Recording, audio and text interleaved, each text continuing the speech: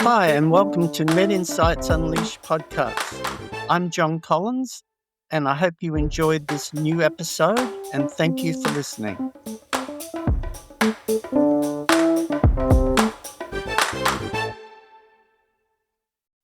Hi, Christine. Welcome back to MedInsights Unleashed. It's so good to see you. You're at ASCO, and you're at 2 or 3 major panel discussions. So what's your take on the 3 biggest or 5 biggest takeaways from ASCO happening in breast cancer? Well, John, thank you so much for having me back. It's always wonderful to be part of MedInsights Unleashed. As you mentioned, as you introduced me, my name is Christine Simmons. I'm a medical oncologist at BC Cancer Vancouver. I have the privilege of working in this beautiful part of the world. And I'm a medical oncologist that primarily focuses on breast cancer and sarcoma. So I also was paying attention to that at ASCO this year. Today, we're going to focus a little bit on the breast cancer outcomes and the results of different presentations, as you mentioned. And I guess, it's a loaded question, John, answering the question of what are the 3 to 5 takeaways that really kind of impressed me much, if you will, from ASCO 2026. And well, I'm going to jump right in, to be honest with you. And I think that the first thing that impressed me and is important for reasons that are apparent and maybe not so apparent on the surface. The first one I'd like to talk about is the Optima study that was presented. You heard about that one, yeah? Yes. This is, this one, we got to be also have a bit of Canadian pride here as well, hey, because this is based on the Prosigna PAM50 gene signature that was developed with one of the co-investigators, co-lead researchers, Dr. Torsten Nielsen, who is based out of Vancouver, BC as well here. And so this was a really important study. It was presented by Robert Stein at ASCO in an oral session. I think it was on the first day, actually. It was a randomized study. So they took patients. The clinical question they were trying to answer was for people who have breast cancer, who have a breast cancer that is what we would as clinicians already feel is kind of like higher risk, right? Early stage breast cancer, curable, but larger than 3 centimeters in size, or having lymph nodes involved in the underarm, so that the cancer is getting into that medium to large size and has gotten smart enough to move into the lymph nodes underneath the arm. And in that kind of situation, clinically, we are often thinking as clinicians, oh yeah, this person may in fact need chemotherapy or likely does need chemotherapy. And, for patients who have a lot of lymph nodes involved in the underarm, typically we often think of tests like, for lower stage disease, we think of Oncotype DX as sort of our main go-to test to help decide whether or not someone needs chemotherapy. But if someone has, a lot of lymph nodes involved under the arm, like more than 4 or more, we're often thinking this person absolutely needs chemotherapy and actually would not have been included in any of the trials that were done looking at the impact of Oncotype DX on decision making. So this was a higher risk cohort of women and men, and they were predominantly over age 40. So they had not included people who were younger. And they designed this to see if you do this test, this Prosigna test, which is instead of Oncotype DX, which is looking at a total of 21 genes, this is looking at 50 genes. Can we spare some patients from the exposure of chemotherapy without compromising curability? So if we were to do this test, can we help? So what they did was they randomized patients in a randomized trial to either receiving standard of care. These were all patients who the doctor already said, oh, okay, I think this person needs chemo. So they either went on and had chemotherapy, or they had the Prosigna test. And based on a cutoff of 60, that was the score that was used, If they had a score greater than 60 on this PAM50 Prosigna test, they went on to receive chemotherapy followed Okay. by endocrine therapy. If they had Prosigna test less than 60, they were then randomized to either continue with chemoendocrine versus just endocrine therapy. And what they found was that, and they followed patients to see whether or not they had breast cancer recurrence. And what they found was that in the patients, first off, 68% of these people who we thought were actually quite high risk ended up having a Prosigna test in that low risk range. 68%. That's two-thirds. That's a lot. It's a lot. That's a lot. It's a Yeah. lot. And these were like, three-quarters of these patients actually had, significant lymph nodes involved in the underarm.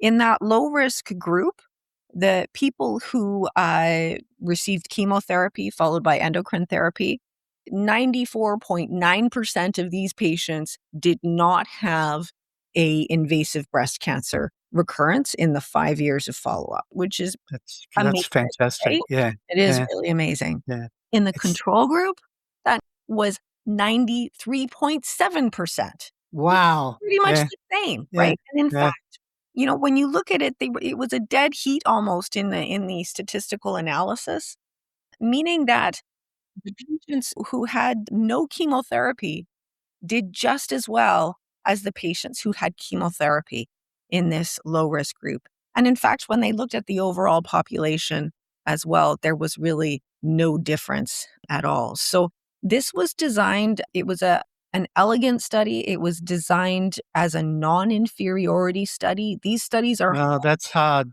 That's they are hard. I've yeah, been involved in non-inferiority studies.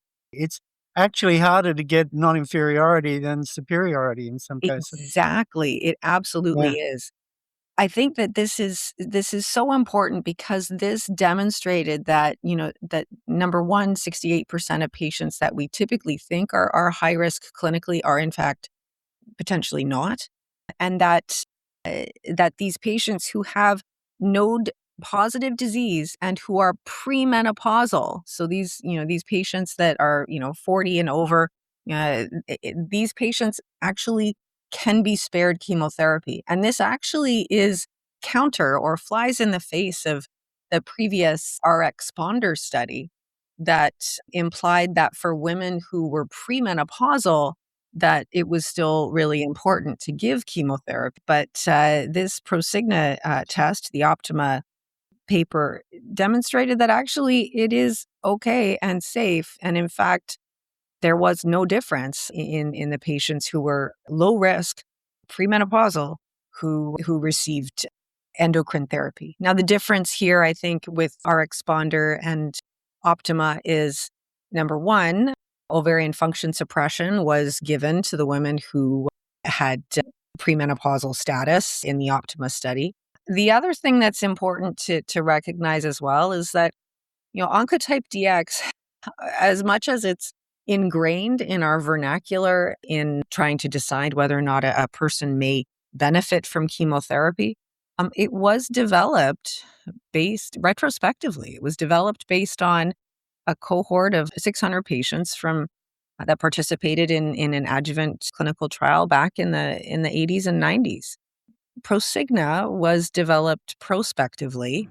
It was developed at a more contemporary time. And this Optima study, this was completed, patients were enrolled between January of 2017 and December of 2025. And it was, Very early. it, Yeah. yeah, it Yeah. was Later. I mean, later. 4,000 patients. This is Yeah. contemporary, right? This is developed more contemporary treatments involved.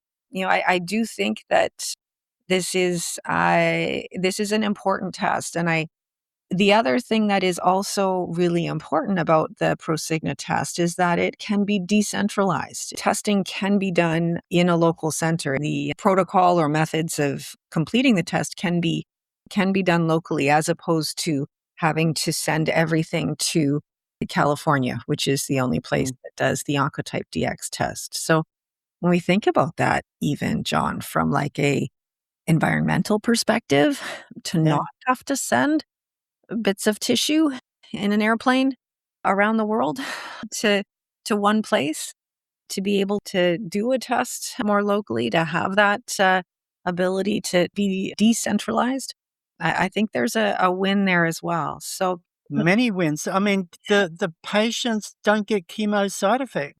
yeah, Peripheral neuropathy, hair loss, nausea, vomiting. yeah. Was there a big difference? Obviously for the patients who didn't receive chemotherapy, they didn't have those side effects. It's So amazing. yeah, and to think, that yeah, 68% of these patients can be spared from what we had traditionally thought. And, it is a more definitive test, I think, than some of the other gene signatures. Further follow-up is needed, obviously, right? As we mentioned, the Mm. patients were enrolled between 2017 and 2025. The current follow-up, it's only at about 4 years of follow-up. So, yeah, it will be important to continue to follow and see. But this is now, we knew that Prosigna was a prognostic test in terms of how likely a person was to recur. It is Mm. now also a predictive test demonstrating benefit versus no benefit from chemotherapy.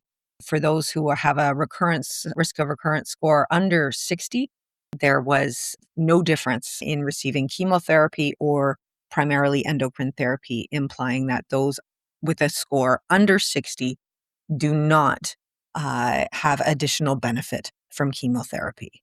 Would this trial then have the Prosigna test big enough to have the test approved by the FDA? Be approved by the FDA. Oh, It okay. is, which is interesting because guess what? Oncotype DX never been approved by the FDA.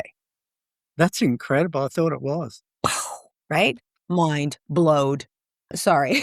Um, No, it's not. But well, OncoDX was the rage for years. it, You it go to ASCO and all you could see was OncoDX. yeah, and it it has revolutionized treatment as well, right? And, Mm. like absolutely respect where respect is due. Oncotype DX was the first one to truly challenge the need for chemotherapy in low risk patients. And that was in an era where we were giving chemotherapy to patients with much lower risk disease. I think largely because of a fear of whether or not there would be enough benefit from endocrine therapy only. But as endocrine therapies have continued to evolve and improve, and chemotherapy has changed as well, that initial question, that those initial curves that were Mm. drawn on the Oncotype DX risk of recurrence curve, they kind of need to be redrawn. And I think Optima tells us that these lines are definitely being redrawn and considering critically, which test is right for which patient. Is Prosigna the right test for everyone? Is it going to be as helpful for someone with lower risk disease? I mean, the implication would be potentially yes. And, that may be the next wave of things, right? That may be the next set of studies that we see from Prosigna in that lower risk group. Are there patients that we can de-escalate further? So dilation was a theme for sure at ASCO, and that was one that really kind of struck me, which was quite interesting. I was also, you asked what were the 3 to 5 things that stuck with me, and before we kind of delve into some of the nitty gritty of maybe some of the drug trials, I do want to switch gears for a moment and just talk about another one that got a lot of press, and I think a lot of people have been having questions about. And that was the study looking at the association of GLP-1 agonists with Yes, I breast saw the cancer. posters.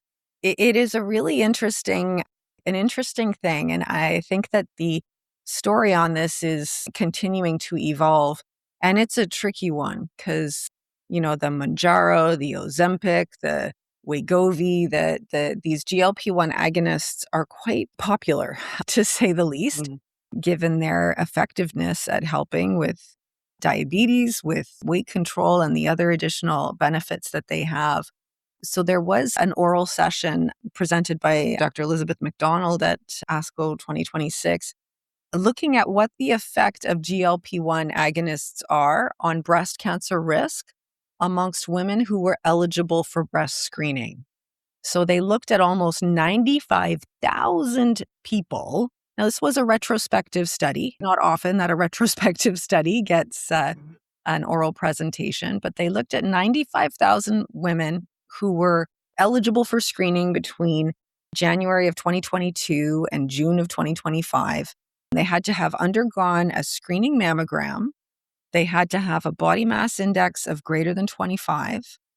They were in the age range of 45 to 80, and they had to have an imaging outcome, meaning that they had a mammogram and there was a conclusion in terms of no breast cancer versus, oh, this is a lesion that looks like it could be, and then was proven maybe to be a breast cancer, right? So they had a full, they didn't have incomplete imaging, to suffice it to say. So was that including women with dense breasts? Yeah, exactly, right? So if there was a scan that was done and it had, I mean, the details of this, we don't know, but Mm. the implication would be that there was no inconclusive studies or, that if someone had an inconclusive study that was kind of excluded because Okay. they wanted kind of to look at the clean outcome of what is the impact of these agents on breast cancer versus no breast cancer. So they looked at breast cancer detection by GLP-1 use. And they did it was a case control study. They matched the patients that using propensity score matching based on age, race, BMI, breast density, as you mentioned, and whether or not they had diabetes, because that can Mm-hmm. also have an impact on risk as well. And what they found was that GLP-1 exposure, so using these agents, was actually associated with a lower incidence of breast cancer. So in the patients who were on GLP-1 agonists, now there was only about 250 in this whole 95,000 cohort that they studied. But in the GLP-1 group of 250 patients, 1.65% of breast cancer people developed breast cancer. And those who did not have GLP-1 exposure, 2.6% developed breast cancer. So there was this kind of decrease by half, if you will, Half. Yeah. almost, right, of developing breast cancer, preventatively in these people who were using GLP-1, which is very interesting. From history, if you lose weight, you're in that whole process of reducing your risk of cardiovascular disease, cancer disease. And we're showing that even in liver cancer patients that are on GLP-1s, there is a significant decline in the risk of actually liver cancer, right? So we're showing it everywhere. So it's like it's a magic pill, but is it really a magic pill? That's what I'm asking you. I think that's a beautiful question, John. All of these confounders are incredibly hard to control for. They tried to do this propensity score matching to look at, highest BMI, but breast density, all of these things, age, race, ethnicity, but it is very muddy. And what is the driving factor? Is it the weight loss? Is Yes. it the amount of time that you have in your life under in an appropriate BMI Yeah. versus Yeah. what your highest BMI was, right? It's more like the area under the curve as opposed to what your highest BMI got to be. What is the risk in subsequent years, right? Again, this was relatively contemporary. 2022 to 2025 was the time period that they were looking at for the patients who were included in this study. So what about in subsequent years? Is there a rebound effect if it Yeah. comes back on? And if And it comes back on, does it come back harder than what it yeah. was? Now, the other important thing to note as we kind of switch gears a little bit would be what is the implication of these agents when someone, in people who do develop breast cancer, let's say, what is the impact of these agents on the treatment? And do these agents have an impact in terms of helping or harming different Good question. anti-cancer treatments, right? Mm. Yeah, because you can kind of think of it in two ways. But when we kind of think about the immunotherapy story, And, the signal of these GLP-1 agonists that kind of are decreasing the overall inflammatory Response. yeah, Yeah. exactly.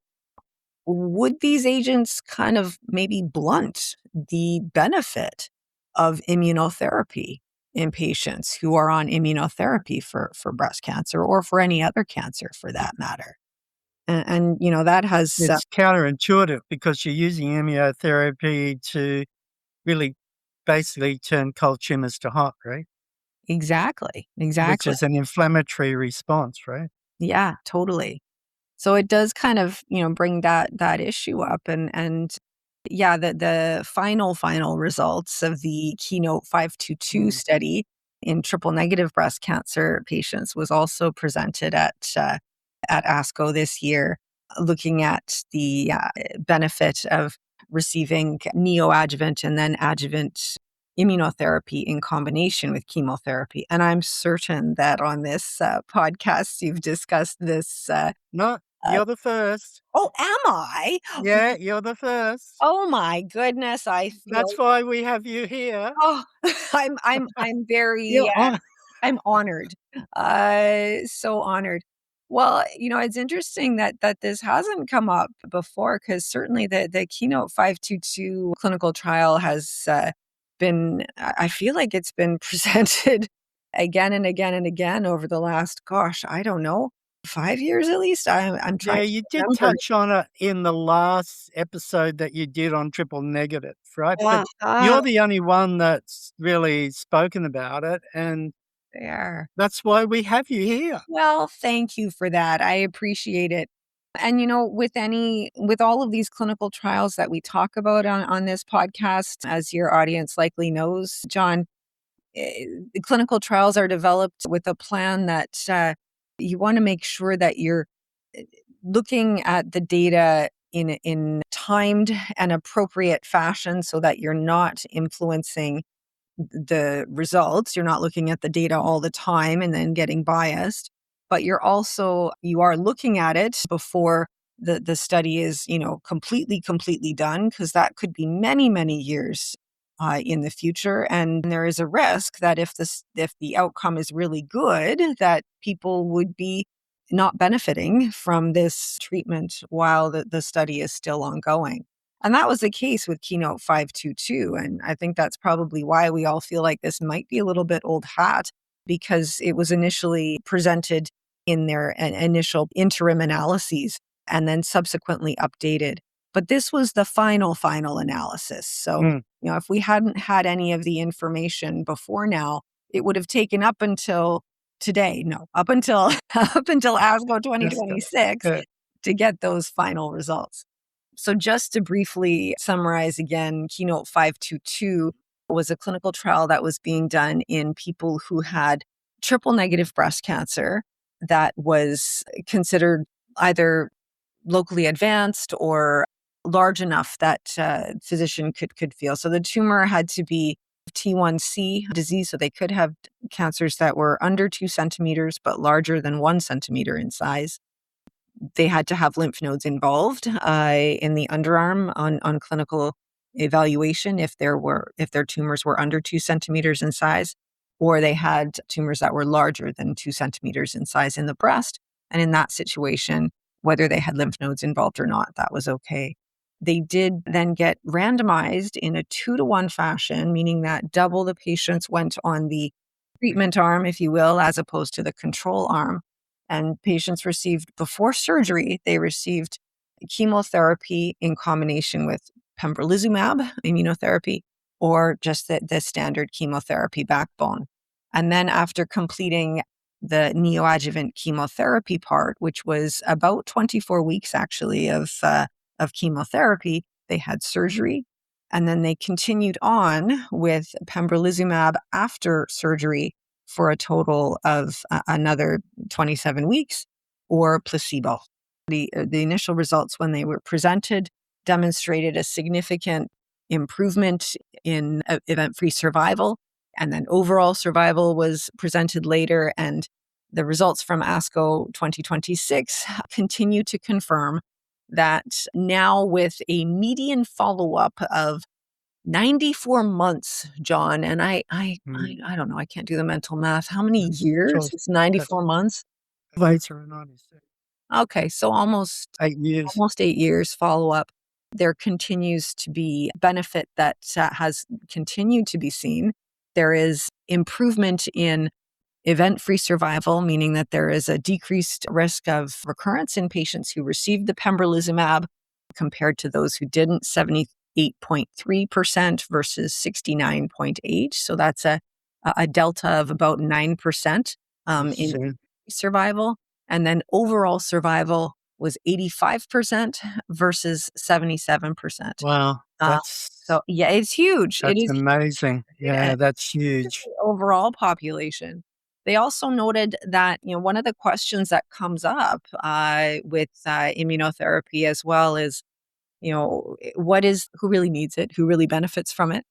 And if you have someone who is doing really well, if they've developed a pathologic complete response, do they really need to complete that full year of pembrolizumab therapy? Because, this agent, immunotherapy, is not a benign medication. There are consequences, some of which can be long term. So they did see that there was continued to be a benefit for those patients who did have a pathologic complete response. Event-free survival for those who had a pathologic complete response, meaning no cancer at the time of surgery, they had an event-free survival of 90% versus Wow. 86%. Yeah, right? Like, these people are doing really, Yeah, really well, which is a huge win. It's a huge win. But there's yeah. still a 5% benefit for those patients who had a PCR, which is, kind of a little hard to wrap your head around because you're improving on a good thing, and that's really hard to do. And then for those who did not have a pathologic complete response, as one would expect, the delta there for event-free survival was even bigger. Mm. 57% versus 49. Yeah, an 8% delta Difference. in event-free survival for those who did not have a pathologic complete response. I So can't recall whether did all these women have nodes removed? yeah, exactly. So there's, I think for people who don't have a pathologic complete response after this neoadjuvant therapy, there's two things there. One is that, yeah, definitely there is a continued benefit, the pembrolizumab. There is also, in my mind, still a little bit of a call to action, right? Because those patients who don't achieve a pathologic complete response, there's still yes, it is 84 months or sorry, yeah, 84 months Mm. follow-up that we're looking at here, but there is still a substantial risk there. Even in the best performers, for those who did not have a pathologic complete response, 57% event-free, there's still a ways to go in terms of improving things for the 43% of people that do So have. let's talk about those people because the other ones, they're doing really well. They've had a complete pathological response. But those that don't, now that they've had Pembro, right? They've received. Um, Oh, yeah. and if they relapse, what's the step? Because you've already given them immunotherapy, you've already given them chemo. So what happens to those patients? That's a beautiful question, right? And that kind of also is a nice segue. Well done, John. Into some of the You've other. trained me well. Oh yeah, yeah, I know. Well done. We're having a fun time. It's a good segue into some of the other papers that were presented at ASCO. And there's a couple of different ways we could go here. And I think that the first papers to maybe highlight would be the Ascent 03 and Ascent 04. These were studies that were done looking at sacituzumab govitecan in the metastatic setting for patients with triple negative breast cancer. And Ascent 03 was the study looking at SG or Trodelvy or sacituzumab govitecan, however you want to call it, versus chemotherapy in patients who had advanced triple negative breast cancer who were not candidates for PD-L1 inhibitors. So if these patients may have had this already in the adjuvant setting or had been recurring while on it, or did not have PD-L1 positive tumor, indicating that they would not be sensitive to the immunotherapy.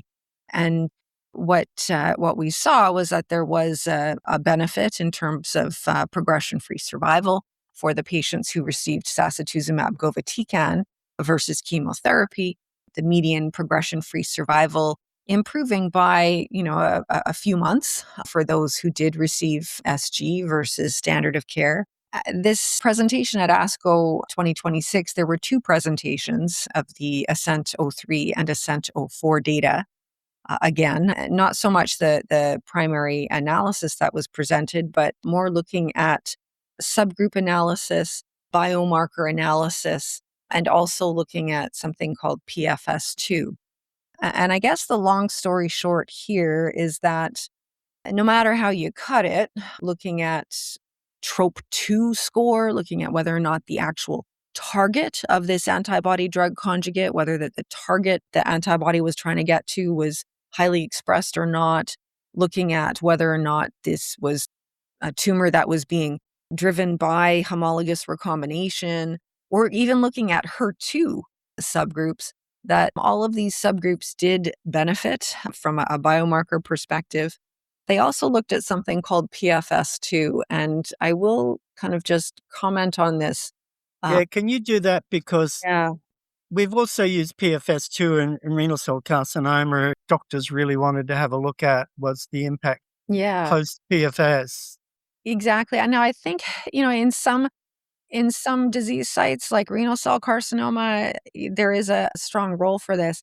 I'm not sure how I feel about PFS2 in breast cancer, to be perfectly honest with you. So PFS2, progression-free survival, number one, is looking at the time from when a person is randomized on the clinical trial to when they have either progression of their cancer on the current study medication or another event such as death, right? So progression or death, what is the progression-free survival? That is the standard definition of PFS. PFS2 is looking at, okay, for someone who is on this clinical trial, what is the time from randomization on this trial to not just progression, but progression on their next line of therapy?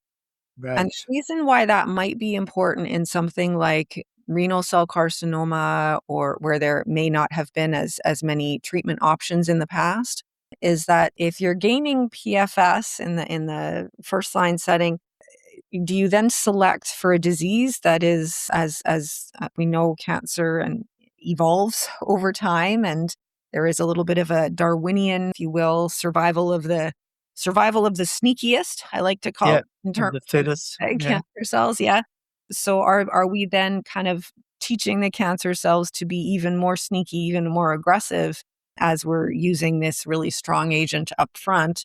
And then when they have progression after that, are they more sensitive, or are they less sensitive to the chemotherapy and less likely to gain any overall benefit? Or are they suffering from side effects from the first line treatment that has rendered them, less fit to be able to tolerate Mm. subsequent therapies? So for something like, the benefit of looking at PFS2 in breast cancer is that in the metastatic setting, thankfully, people are living really long, which is wonderful. We get to be friends for a long time. But the problem is that trying to look at overall survival as a conclusion of a study as to whether or not there was an impact in the overall survival of a person requires a really long time to follow uh, Yes, in these studies. So which is great in some ways because it's very expensive for the drug companies to do that, but it's great for the patients. it is, right? But looking at that PFS2, is that kind of a little bit of a cheater of, oh, okay, well, then it is likely this is going to have an overall survival benefit because patients are having a longer survival on subsequent line of therapy and are still deriving the same kind of benefit we would have Benefit. expected, or even better. But the problem or the concern I have is that this landscape, John, I mean, even since we last talked, the landscape in breast cancer is changing so fast that I don't I struggle to really put too much focus or stock in a PFS2 number. I think that it may provide that little bit of a, like I said, a little bit of a cheater. And I mean, no disrespect. It's not that anyone's cheating here, but it may provide that little bit of an early look as to, oh, okay, is the OS, is the overall survival also likely to be beneficial in this patient population? I think that resistance is going to play a big factor. And, you've got the ADCs coming in. The more targeted you become, the higher chance that you may actually get one of those little cells to become a little bit more active and more resistant. Yeah. What's your feeling? That's going to impact your PFS twos Well, and survival. I mean, I don't Anyway, know. Will it? Like, I don't know, John, will it? Because then, at the same time as this, as that resistance might be developing, there's also, a whole another army of drugs that are being developed right. and standards that are being changed rapidly, much more rapidly than we've ever been changing things in the past. So, I used to say you 6 months in breast cancer is, yeah, your protocols might change. It's almost like 3 months, and protocols feel like they're changing at that rate these days. Is that I good for you as an oncologist, or is it like it's overwhelming? Well, it's a bit of both, isn't it? In a wonderful Yeah. way, in a real wonderful way. And I think it kind of teaches me to continuously be a student and to continuously be, asking myself and my colleagues, hey, what else is there? What's next? What am I missing? And what is the next best thing? So I think that, looking at spending a lot of time focusing on PFS2, I guess we've spent a lot of time kind of discussing it right now. But I think that's important to kind of really figure out what are we really getting out of this statistic, and how big of a deal is it, and how likely is this to actually translate into something meaningful for my patient? I think from a drug company perspective, PFS2 is helpful because it's kind of implying that there is likely going to be an overall survival advantage from drug Correct. over drug Y. That's the way we looked at it. Yeah. Exactly. But what does it actually mean for my patient in the clinic?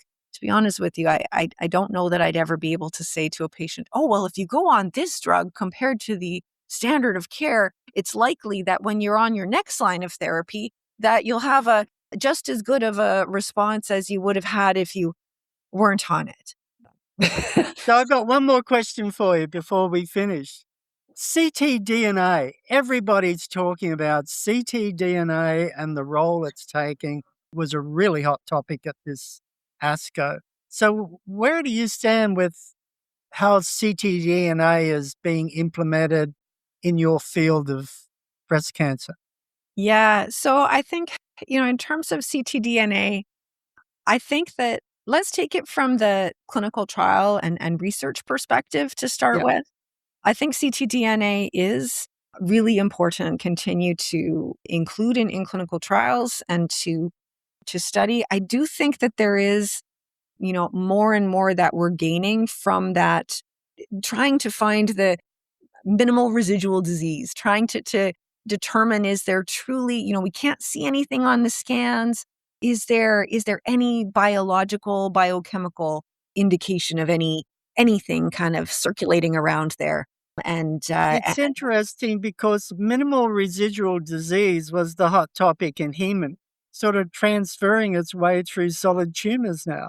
it definitely is. And, even like minimally residual disease or complete response, or even a deep partial response, like was talked about in the Destiny Breast 09 trial at ASCO 2026, and partial response. But, kind of coming back to layering in ctDNA with that as well, I think that that's where there is, in the clinical trials, this is really important and may become that that way to allow us to know if there is disease, and then if there is development of changes or mutations, right? Those sneaky cells that we were talking about earlier, if we are able to detect them in the ctDNA, or if we are able to detect cells, by the circulating tumor DNA, can we also look at whether or not there has been a change in the tumor's DNA that means that it's developed a bit of a sneakier phenotype or genotype that might I change. love the way you talk about that. I just think of them It's as like little. little sneaky cells, right? I'm so sorry. I have to personification. That's okay. I'm glad we're not on video. Maybe that would be You're scaring our listeners. even funner for the listeners. But where is it? So clinical trials research, absolutely. Where is it in my clinic tomorrow morning or this afternoon? Yeah, exactly. That's the trickier thing, because there is a lot of what I call direct to consumer marketing or direct to patient marketing, in terms of, hey, give us your cheek cells or give us your blood and we'll tell you what your ctDNA level is. And the validity, the reproducibility of these tests is tricky, and it is important to know what the quality of the test is that you're having done, and what information you're actually getting from it.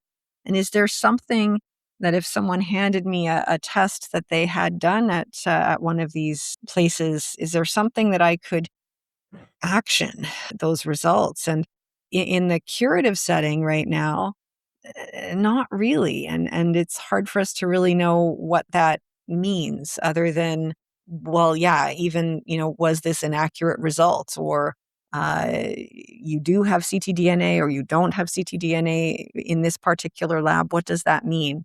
In the metastatic setting, having circulating tumor DNA testing done, again, I wouldn't use that as a mechanism of knowing whether or not the cancer was responding to medication. I think that we still need to come back to first principles of our clinical skills. If you're on this medication, are you feeling better? Are your symptoms improving? That's a really good sign that it's working. Are the scans showing that the cancer is shrinking? Well, then that's, gold standard in terms of the treatment is working. And if you have had a complete response, well, first off, number one, high five, because the data tells us that you're going to do super duper well for a really long time. But also, the fact that we can't see it, that is really great. If there is circulating tumor DNA positive versus negative in that setting, I don't know what that means yet either, in terms of harbingers of the future. So I guess, if we were to kind of leave things someplace, John, in terms of takeaways from ASCO 2026, a lot of data, a lot of studies presented, some great opportunities to look at predicting benefit from chemotherapy with the Prosigna test, and the potential of sparing people from Yeah, that's chemo. incredible. Yeah, That's just so incredible. I it mean, is.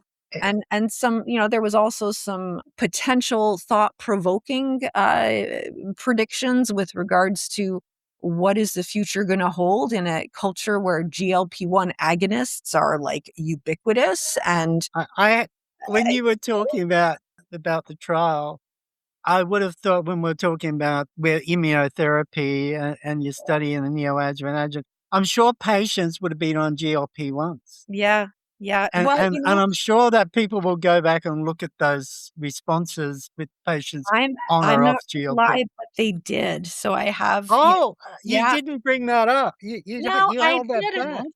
But that's Dr. Heather MacArthur. That's some work that she's done. So we were on a panel and she was discussing how, yeah, there did appear to be a bit of a, what's the word I'm looking for?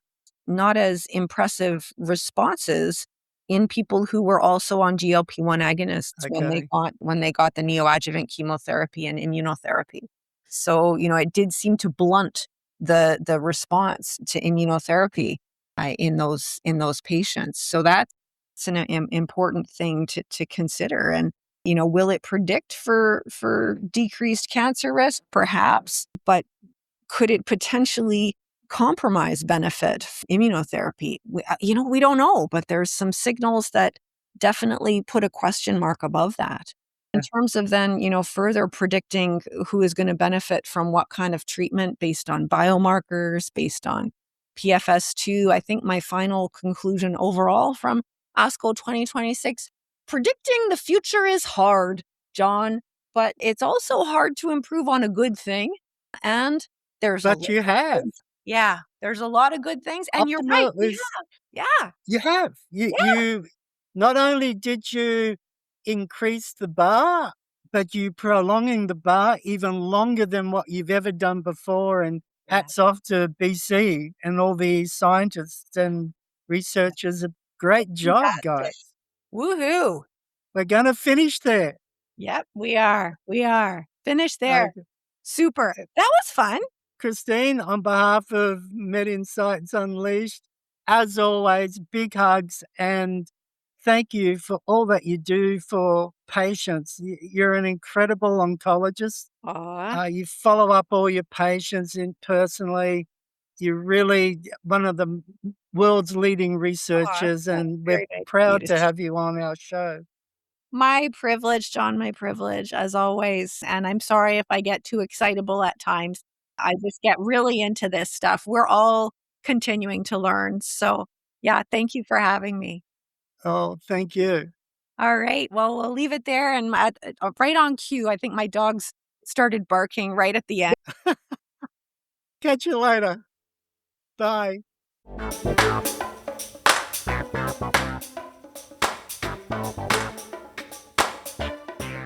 MedInsights Unleashed disclaimers. This podcast is for general information purposes only and should not be considered healthcare advice in any way. The podcast is not intended to replace professional medical advice. The use of the information and material linked to the podcast is at the user's own risk. MedInsights Unleashed is not responsible for any losses, damages, or liabilities that may arise from the use of the podcast. Importantly, please consult your healthcare provider for individualized guidance and treatment. Thank you, and we look forward to you being with us on the next MedInsights Unleashed podcast.